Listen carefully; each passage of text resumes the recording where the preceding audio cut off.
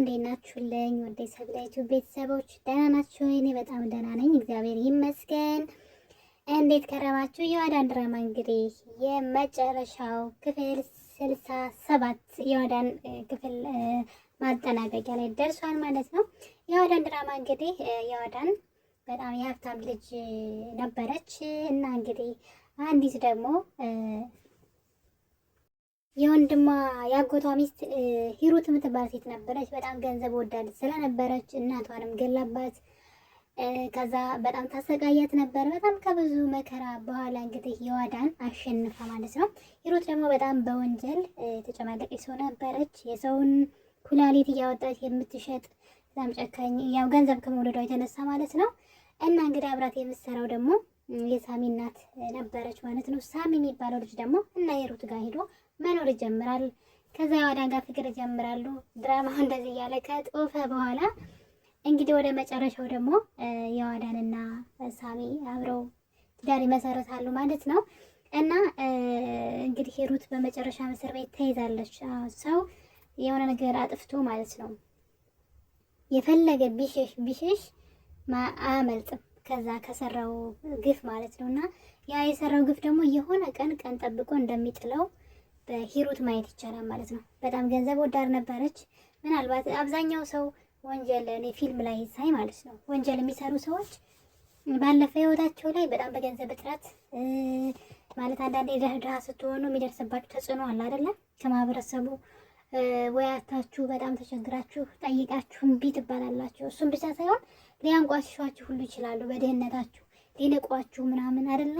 እሱ ነገር ልክ በቃ የሆነ ሰዓት ላይ ገንዘብን ማግኛን የትኛውንም አጋጣሚ እንጠቀማለን። ያን ገንዘብን ለመበቀል የማንሄደው ጥግ የለም። ያ ድህነታችንን ስድባችንን ለማጥፋት ማለት ነውና እንግዲህ ሂሩትም እንደዛ ነው ያደረጋችው። የዋዳን አጎት ያገባችው ድሃ ነበረች፣ ምንም አልነበራትም። የዋዳን እናት ደግሞ አትወዳትም ነበረ ድሃ ስለሆነች ማለት ነው። ያው የብዙ አማቶች ችግር ነው። ምራትየዋ ምንም የሌላት ከሆነች የእነሱ ልጅ ያለው ከሆነ ምራትየዋን ማንቋሸሽ ብዙ ነገር ማድረግ የተለመደ ነውና እንግዲህ ያ ነገር ተጽዕኖ አሳድሮባታል። የዋዳን እናት ሂሩትን በጣም ታሰቃያት ነበረ ድሃ ስለሆነች ማለት ነው። በጣም ብዙ ነገር አድርጋታለች። ኢቭን ልጅ እንኳን እንዳትወልድ ድጋሜ ማለት ነው። ከሷ ከወንድሟ የወንድምና የእህት ነው ንብረቱና ከወንድሟ ልጅ እንዳትወልድ እንኳን ድጋሜ ብዙ ነገር ህይወቷ ላይ አድርጋባታለች። እና እንግዲህ ከዛ በኋላ ሂሩት ጨካኝ ሴት ትሆናለች ማለት ነው። ገንዘብ ለማግኘት የሰውን ኩላሊት እየሸጠች መኖር ጀመረች። በጣም ሀብታም ሆነች ማለት ነው። ግን መጨረሻ ላይ ያን ሁሉ ሰብስባ ለእሷም ለልጇም አልኖረችበትም። ባለቤቷም እስከ ሞተ፣ እሷም እስር ቤት ገባች። ያ የሰራችው ግፍ ምናልባት ተበድላ ሊሆን ይችላል፣ ግን በደልን በበደል መመለስ አልነበረባትም። ያ ደግሞ መጨረሻዋን አበላሸው። በሌላ ዜና ደግሞ የማህሌት ወንድም እንግዲህ ዳግም ማለት ነው ከሂሩት ጋር ወንጀል እየሰራ ነበር ማለት እሷን እየተባበራት ነበር በብዙ ነገር እና እህቱን በጣም መጥፎ ሁኔታ ላይ የጠላታን ብዬ ፈርቼ ነበረ።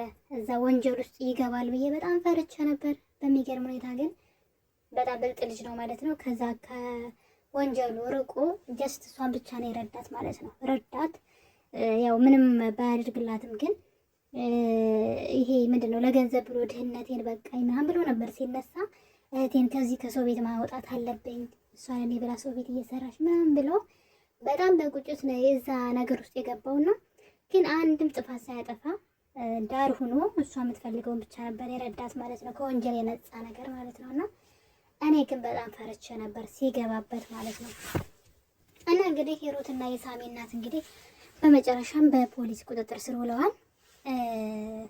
ሂሩትም ደግሞ ልጇን ወደ ሌላ ሀገር ልካታለች ማለት ነው። ምንም አማራጭ የላትም። በጣም በሚያሳዝን ሁኔታ ማለት ነው። ለዛ ሁሉ ክፋት አደረገች። ከዛ ብቻዋን ቀረች። ብቻዋን ከሀገር ወጣች ማለት ነው። እና አንዳንዴ በጣም ከመጠን ያለፈ ክፉ ስንሆን፣ ገንዘብ ወዳዶች ስንሆን ዘመድም ሰውም ነው የምናጣውና ገንዘብ ስለሰበሰብን ደግሞ ደስታ አይኖረንም። ገንዘብ ብቻውን ደስታ አይሰጥም። በነገራችን አብዛኛው ሰው የሚቅበዘበዘው ራሱን የሚያጠፋ ሰው አብዛኛው አይታችሁ ከሆነ በጣም ያለው ሰው ነው። በጣም ከመኖሩ የተነሳ ገንዘብ ሲኖራችሁ ማለት ነው በቃ ደስታ ከሌለው ገንዘብ ብቻውን አያኖርም ሰው።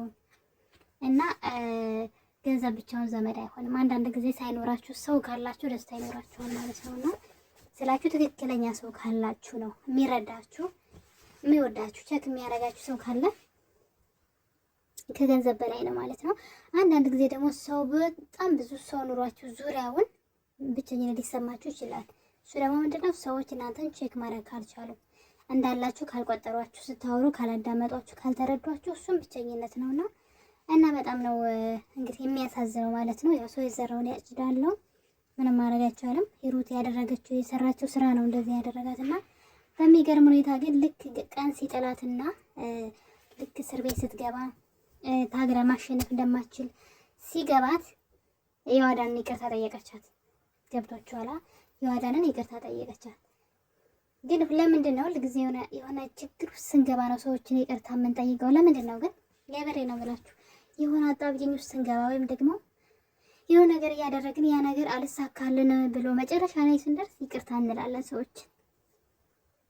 እውነት አጋጣሚ ብናገኝ በዛ ሰዓት ይቅርታ እንላለን አንልም። መቼም እንደማናሸንፍ ስላወቅን እንጂ ንጹህ ልብ ኑሮን አይመስለኝም። እና ሂሩት እንግዲህ የማትወጣው ወደ ውስጥ ገብታለች እስከ መጨረሻው። እንግዲህ የሰውን ነፍስ እያጠፉ የሰውን ስጋ እየሸጡ መኖር ማለት እንግዲህ ወንጀሉን አስቦት እስከ ዘላለሙ እዛውበት በዛ መቅረቷ ነው ማለት ነው።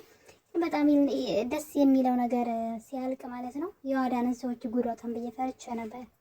ምክንያቱም ደግሞ ሂሩት በጣም ብዙ ገንዘብ ተበድራለች በእሷ ንብረት በሙሉ አስይዛ ማለት ነው። እና እነሱም ደግሞ እንትኖች ናቸው፣ ይሄ ህገ ወጦች ስለሆኑ የዋዳንን ጉዳቷን ብዬ በጣም ፈርቼ ነበረ። በሚያምር ሁኔታ ያው ድራማው እየረሳ ነው ጠፍተው ምናምን ቢመጡም ማለቁ ግን በጣም በሚያምር ሁኔታ ነው ማለት ነው። እንግዲህ በመጨረሻም ሳሚና የዋዳን አብረው ሆነዋል ማለት ነው። የታገሰ አፈሰ ማለት እንደዚህ ነው ማለት ነው። ያው መጀመሪያ ሲጀምሩ ሳሚና የዋዳን በጣም ይጠላሉ ነበር፣ አይዋደዱም ነበር፣ አይጥና ድመት ነበሩ። እንግዲህ ያ ነገር ተቀይሮ ወደ ፍቅር ተቀይሮ አብረው እስከ መኖር ትዳር ይዞ እስከ መኖር አደረሳቸውና በጣም የሚዋደዱ እንደውም ማለት ነው አንዱ ለአንዱ የሚኖር ሆነዋል ማለት ነው። በጣም ደስ ይላል።